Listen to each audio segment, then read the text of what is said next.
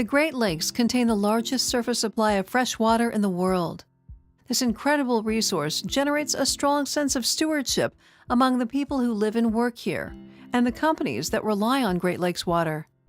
Thanks to a generous grant by the Great Lakes Protection Fund, CGLI's Industrial Water Stewardship Project has helped companies assess and understand their water stewardship in the Great Lakes region. For water resource consultant Jim Nicholas, understanding water stewardship comes from a lifelong passion for the Great Lakes themselves. I worked for the U.S. Geological Survey for 33 years, and then the last few years since then I've been consulting part-time for Great Lakes organizations and agencies. My career evolved eventually to the point where for the last 15 years I was able to spend almost all of my time studying Great Lakes water resources. I grew up in the East Coast, but as a kid I went to Michigan to my grandpa's lake. But it wasn't until I was older that I realized that's not Grandpa's lake, that's Lake Michigan.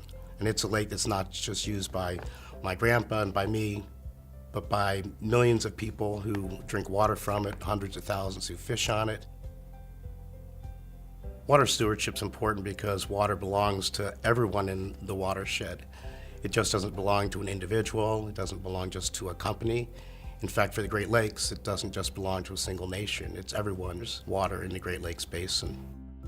The main goal of the Council of Great Lakes Industries Water Stewardship Project was to develop a water stewardship tool that Great Lakes industry could use to improve water stewardship in the basin. I don't think that people normally would link Great Lakes industry with water stewardship, and there's a history to that.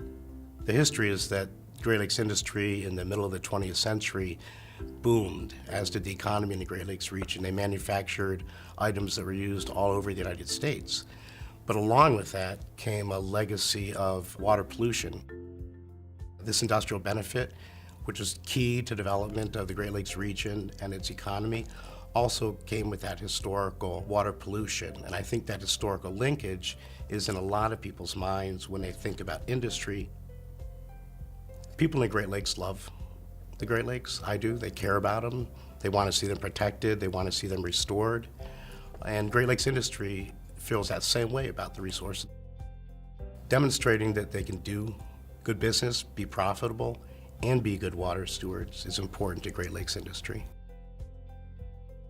The project team that developed the water stewardship tool for Great Lakes industry had expertise in water stewardship, Great Lakes industry, and the expertise that I brought to it was as a hydrologist, the scientist who studies water resources. The project team used an expert panel to develop this tool, and the way we started was by going to the expert panel and saying, what is it you would like to see in a water stewardship tool?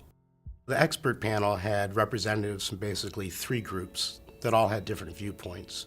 One group was Great Lakes industry, a second group was environmental organizations, and the third were water managers who work for the states or provinces.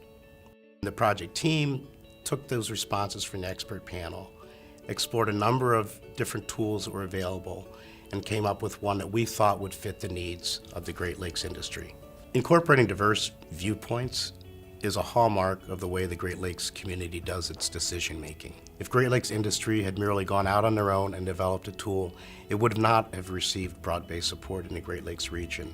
Engaging regulators, business, the environmental community, scientists, and other agencies and organizations has really helped the Great Lakes develop broad-based support for some of their solutions.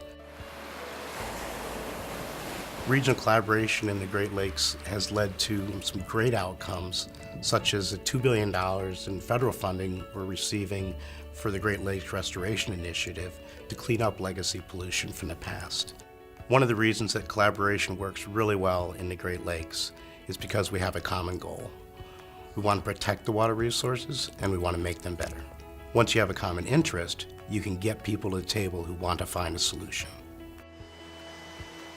I think it's been really helpful for Great Lakes industry to be involved in this collaborative approach because now their voice is understood in the region and listened to. The Council of Great Lakes Industries has a lot of industries represented by it that are very interested in showing leadership in water resources in the Great Lakes community. I'm involved in Great Lakes water issues and this project in particular because I have a passion for the Great Lakes. I love them, I grew up on them, I want to see them protected.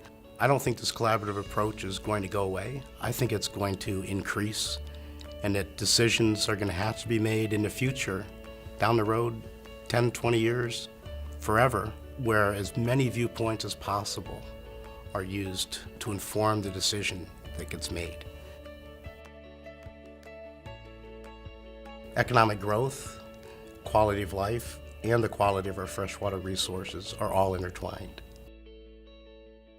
My children are the fourth generation of Nicholases to enjoy the Great Lakes and to spend summers on them, and we want the fifth generation to do that too, and the sixth.